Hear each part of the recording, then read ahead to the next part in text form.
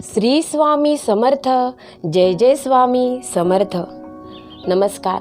आपल्या चॅनलमध्ये मी सर्वांचे सहर्ष स्वागत करते. सर्व स्वामी भक्त हो, आज आपण आजच्या व्हिडिओमध्ये एक अतिशय गंभीर अशा विषयी माहिती जाणून घेणार आहोत. आणि ही समस्या म्हणजे प्रखरातील प्रखर पितृदोष. आणि हा प्रखरातील प्रखर पितृदोष हा का लागतो हे आज आपण आजच्या व्हिडिओमध्ये जाणून घेणार आहोत.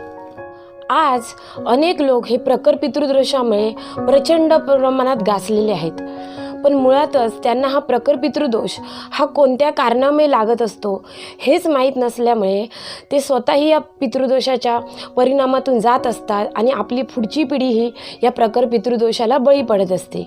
यासाठीच मी आज आपणास प्रखर पितृदोष का लागतो याची काही कारणे सांगणार आहे. आणि ही कारणे तुम्ही हे व्हिडिओ कोणत्याही प्रकारे स्किप न करता शेवटपर्यंत ऐका, जेणेकरून आपणही या प्रखर पितृदोषातून बाहेर येऊ आणि आपली पुढची पिढीही ही पितृदोषापासून संरक्षित राहील. तर चला तर आपण जाणून घेऊया की ही कोणती कारणे आहेत ज्यामुळे प्रखरातील प्रखर पितृदोष आपणास लागत असतो. प्रखर पितृदोषावरील पहिलं कारण आहे की आपल्या घरातील जेव्हा एखादी व्यक्ती ही मृत होते त्यावेळी त्या व्यक्तीच्या मृत झाल्यानंतर त्या व्यक्तीचे 10व 11व 12व किंवा 13व असे जे त्यांचे दिवस असतात त्या विशिष्ट दिवशी त्यांचे विशिष्ट विधी करणे आवश्यक असते. परंतु काय होतं की आजकाल आपल्या धावपळीच्या आयुष्यात हे विधी करण्याचे राहून जातात किंवा तेवढा आपल्याकडे वेळ नसतो. त्यामुळे सर्व विधी हे आपण एकदम घालतो. 10व 11व 12व असं न घालता सर्व विधी एकदम घालतो. त्यामुळे त्या मृत झालेल्या व्यक्तीला ही सद्गती प्राप्त होत नसते. कारण त्या दिवशीचे विधी केल्यामुळे, अर्थात 10व्या दिवशी 10व्या दिवशीचाच विधी करावा लागतो, 11व्या दिवशी 11व्या दिवशीचाच विधी करावा लागतो. मग त्या दिवशीचे विधी न केल्यामुळे त्या व्यक्तीला मृत झाल्यानंतर सद्गती प्राप्त होत नसते आणि त्यामुळे त्याच्या आत्म्यास शांती भेटत नाही. आणि याच कारणामुळे आपल्याला प्रखर पितृदोष लागत असतो. 10व 11व 12व 13व या दिवशी विशिष्ट विधी असतात. हे विधी करावेच लागतात. याचबरोबर उदक कुंभ श्राद्ध असतं, त्यानंतर मासिक श्राद्ध असतं, भरणी श्राद्ध असतं, वार्षिक श्राद्ध असतात. हे श्राद्ध हे त्या दिवशी घालणे गरजेचे असतात. परंतु आजचे हे जीवन हे धावपळीचे असते. आपल्याकडे तेवढा वेळ नसतो. आपल्या नोकरी कामधंद्यानिमित्त आपण बाहेर गावी असतो आणि त्यामुळे हे सर्व विधी करणे राहून जातात. आणि त्यामुळे हा प्रखर पितृदोष हा लागत असतो. कारण त्या मृत झालेल्या व्यक्तीच्या आत्म्यास शांती भेटत नाही. अर्थात सोप्या भाषेत सांगायचं झालं तर त्या व्यक्तीच्या आत्म्याला सद्गती प्राप्त होत नाहीत. यामुळे आपल्याला प्रखर पितृदोष लागत असतो. प्रखर पितृदोष लागण्याचं दुसरं कारण आहे म्हणजे केशवपन पद्धती. आपल्या हिंदू धर्मामध्ये एखादी व्यक्ती एक्सपायर झाल्यावर तिच्या नावाने केशवपन केले जाते, अर्थात मुंडन केले जाते. परंतु आजकाल काही लोक हे मुंडन करत नाहीत, केशवपन करत नाही, कारण त्यांना बाहेरच्या जगामध्ये नोकरी धंद्यासाठी जावं लागतं आणि अर्थात ते करायला बघत नाही. तर काही लोकांचा विश्वास नसतो आणि त्यामुळे केशवपन किंवा मुंडन हे केले जात नाही. आणि हे एक महत्त्वाचं कारण आहे ज्यामुळे आपल्याला पुढे पितृदोष लागत जातो, कारण त्या मृत व्यक्तीच्या आत्म्यास ही शांती भेटत नसते.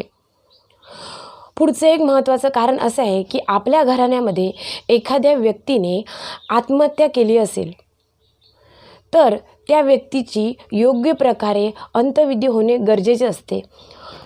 अंत्यविधी झाल्यावरती किंवा अंत्यविधी करत असताना ते जे विशिष्ट विधी असतात मृत व्यक्तीचे ते करणे आवश्यक असते. आणि ते जर झाले नाहीत तर त्या आत्महत्या केलेल्या व्यक्तीच्या आत्म्याला हे पुढे सद्गती प्राप्त होत नाही आणि त्यामुळे आपल्याला प्रखर पितृदोष लागत असतो. या पुढचं कारण असं आहे की नवजात बालक किंवा लहान मुले ही मृत झालीत तर त्यांचा पण विधी हा योग्य वेळी होणे गरजेचेच असते. आणि जर त्यांचा योग्य वेळी विधी नाही झाला तर आपल्याला पुढे पितृदोष संभवत असतो. पुढचं एक कारण आहे महत्त्वाचं प्रखर पितृदोषावरील, आणि ते म्हणजे रजस्वला स्त्रीचा मृत्यू झाल्यास तिच्या क्रिया योग्य वेळी न होणे.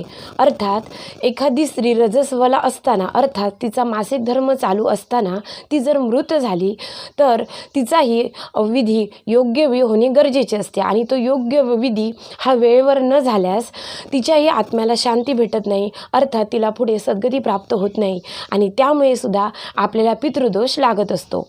यानंतरचं पुढचं कारण आहे की एखादी गरोदर स्त्री ही मृत झाल्यावर तिचाही विधी योग्य वेळी योग्य प्रकारे होणे गरजेचे असते. अर्थात ज्यावेळी ती स्त्री गरोदर असते त्यावेळी ती स्त्री व बाळ, अर्थात आई आणि बाळ यांना वैद्याकरवी वेगळे करावे लागते, आणि मगच त्याच्यावर विधी करावा लागतो. आणि जर आपल्याला माहीत नसल्यामुळे तिच्यावर जर चुकीचा विधी झाला तर तिच्या आत्म्यास पुढे सद्गती प्राप्त होत नाही, आणि यामुळे आपल्याला पितृदोष लागत असतो. एखादी रजस्वला स्त्री ज्यावेळी मृत होते त्यावेळी तिला पंचगव्याने शुद्ध केले जाते, आणि नंतरच तिचा अग्निसंस्कार केला जातो. परंतु काही जणांना माहीतच नसतं किंवा माहीत असून दुर्लक्ष होतो, आणि त्यामुळे त्यांचा अंत्यविधी किंवा अग्निसंस्कार हे केले जातात त्यांच्यावर कोणतेही संस्कार न करता, आणि त्यामुळे आपल्याला प्रखर पितृदोष लाभत असतो. आपल्या घरातील एखादी व्यक्ती जर प्रवासात असताना, गाडीमध्ये असताना एखाद्या व्यक्तीचा अचानक अपघात झाला आणि या अपघातामध्ये ती मृत झाली तर तिचाही प्रखर पितृदोष हा पुढच्या पिढीला लागत जातो. कारण त्या व्यक्तीचा अकाली मृत्यू झालेला असतो, अपघाताने मृत्यू झालेला असतो, अचानक मृत्यू झालेला असतो.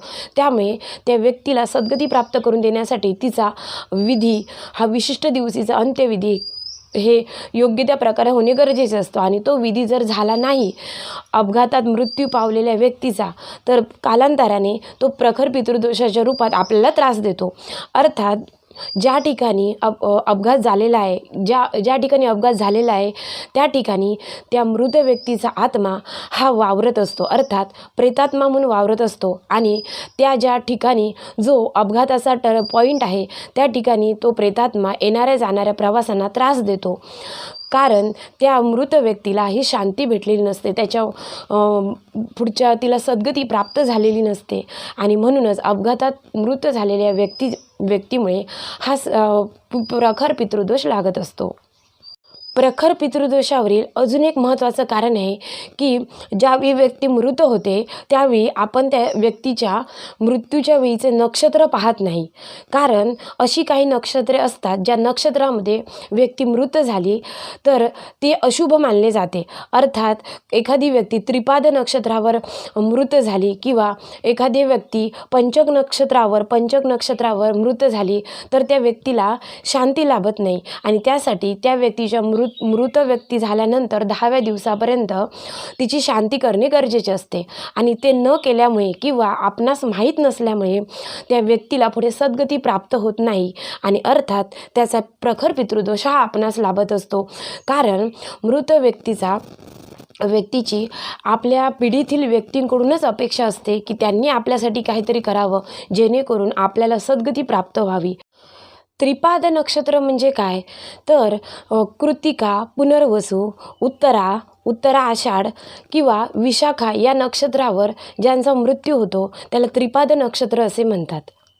पंचक नक्षत्र म्हणजे काय अर्थात पंचक दोष लागणे मृत्यूच्या वेळी म्हणजे काय तर धनिष्ठा नक्षत्राचा उत्तरार्ध, उत्तर